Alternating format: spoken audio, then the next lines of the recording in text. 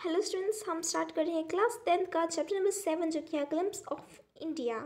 ये एक चैप्टर है जिसके 3 पार्ट्स हैं। हर एक छोटी छोटी स्टोरीज़ हैं, या आप आर्टिकल कह सकते हैं, या आप इनको क्या कह सकते हैं, आप इनको छोटे ड्राबल्स कह सकते हो। सो हम स्टार्ट करते हैं।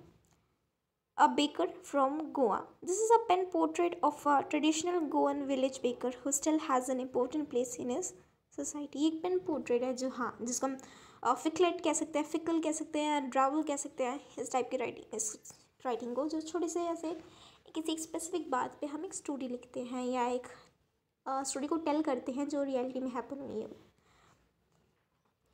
Our elders are often heard reminiscing nostalgically about those good old Portuguese days.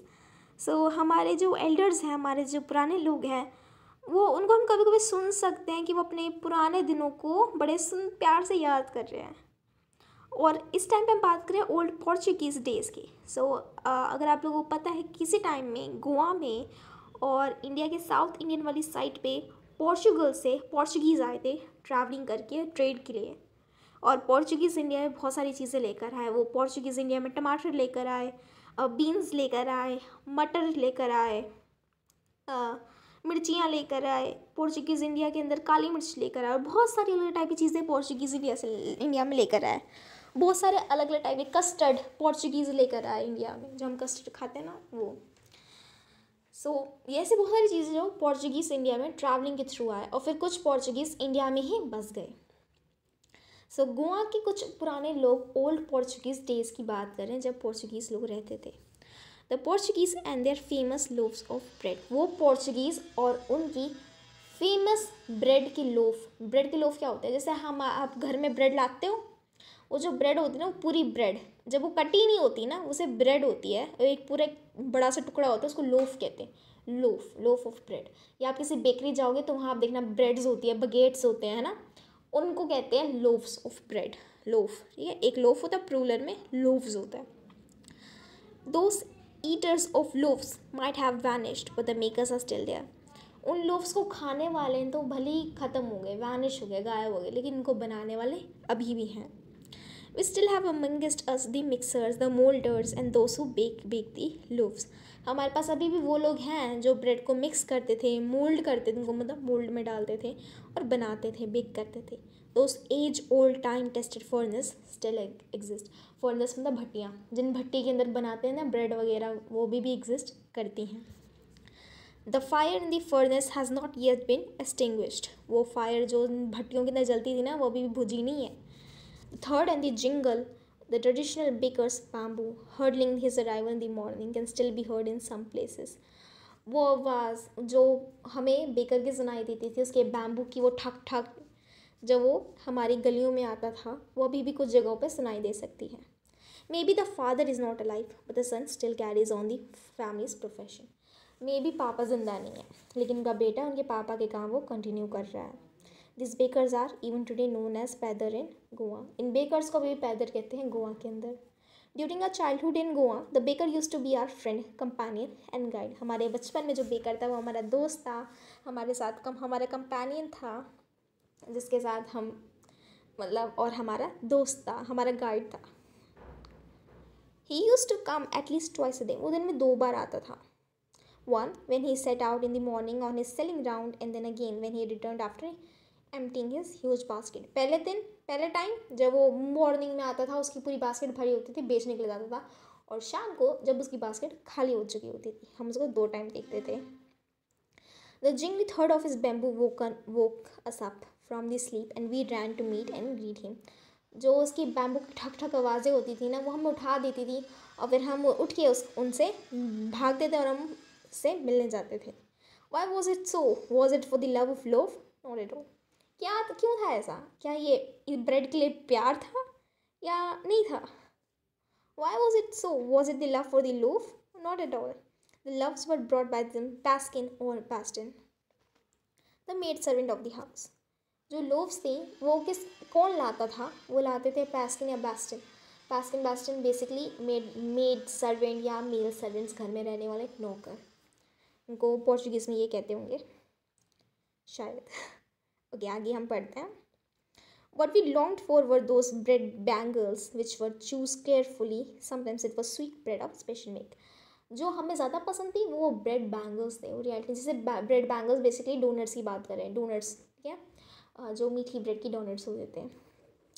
The baker made his musical entry on the scene with Jhang Jhang sound of his specially made bamboo staff. So जो baker की जो entry होती थी हमारे area में वो इस तरीके से होती थी कि जो बैम्बू से स्पेशली बनाया हुआ था उसको ठक ठक वो मार के ज़मीन पे अपनी एंट्री करता था. On one hand supported the basket on his head and the other banged the bamboo on the ground.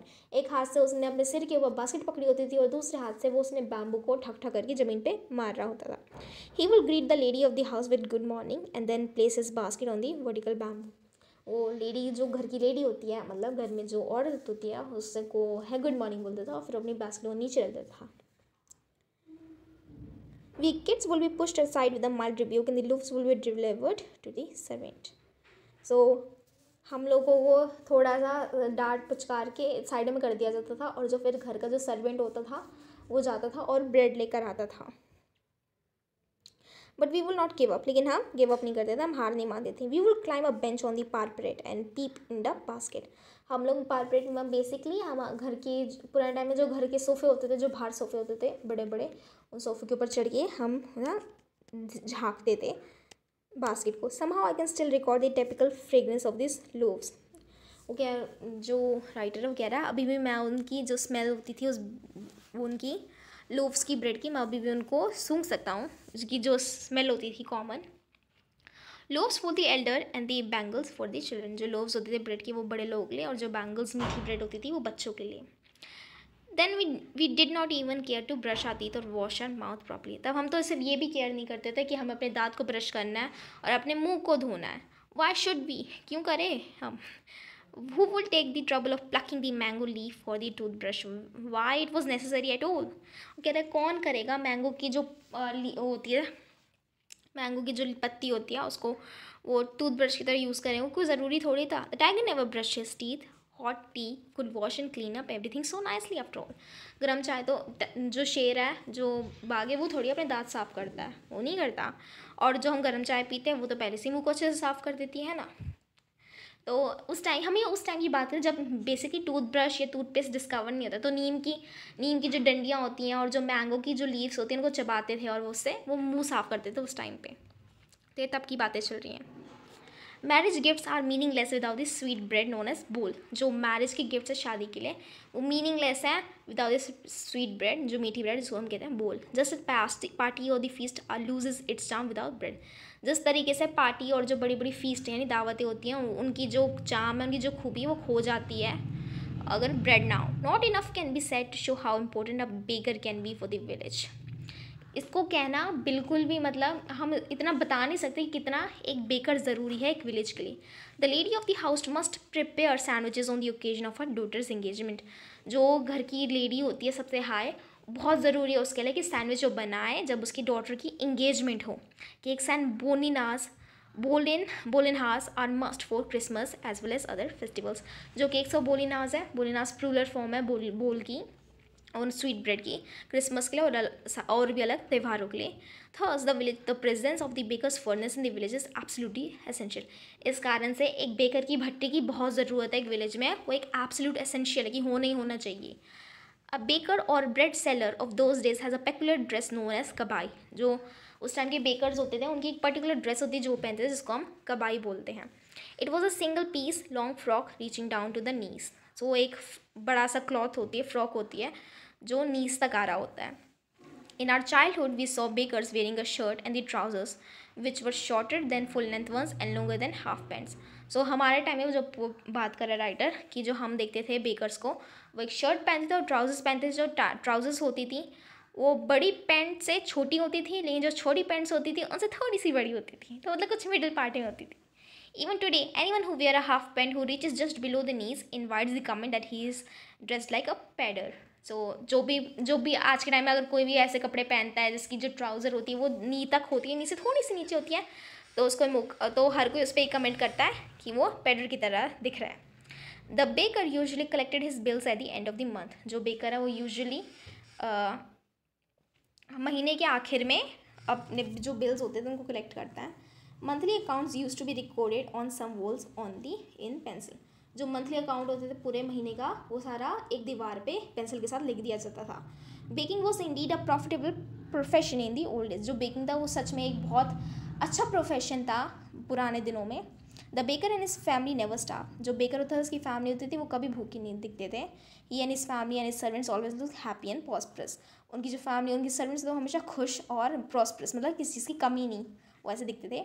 They plump physique. Plump मतलब होता है कि आप मोटे, मतलब होता है जो हेल्दी वाला मोटा होता है वो वैसे होते दिखते थे। और उनका फिजिक होता था, ये उसकी ओपन टेस्टमनी है, मतलब इसको देख के हम, ये पब्लिक स्टेटमेंट, मतलब स्टेटमेंट है कि हम इसको देख के पता लगा सकते हैं अगर वो मोटा सा है और वो हेल्दी वाला मोटा है कि वो ज़रूर बेकर होगा। और अगर किसी की आज ऐसी सी फिजिक होती है तो हम उसको देख कर एकदम से कह देते हैं कि हम उसको कहते हैं कि वो बेकर की तरह दिख रहा है। सो ये हमारा पहला पार्ट है स्टूडेंट्स। नेक्स्ट वीडियो हम अगला पार्ट करेंगे, फिर ऐसे हम इसके 3 पार्ट्स कर लेंगे और चैप्टर को कंप्लीट कर लेंगे।